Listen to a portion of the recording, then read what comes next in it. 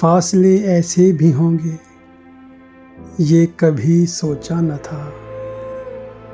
सामने बैठा था मेरे और वो मेरा न था।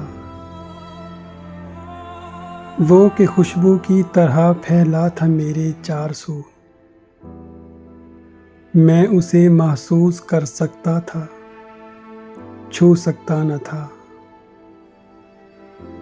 रात भर पिछली सी आहट कान में आती रही।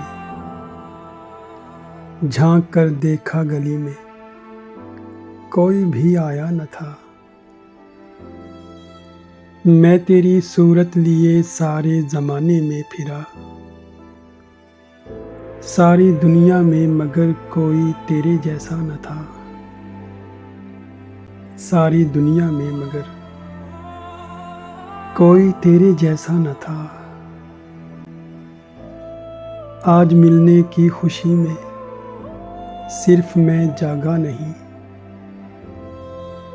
तेरी आँखों से भी लगता है कि तू सोया न था। ये सभी वीरानियाँ उसके जुदा होने से थी। आँख धुंधलाई हुई थी, शहर धुंधलाया न था।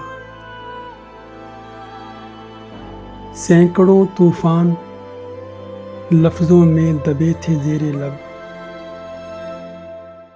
सैकड़ों तूफान लफ्ज़ों में दबे थे ज़ेरे लब।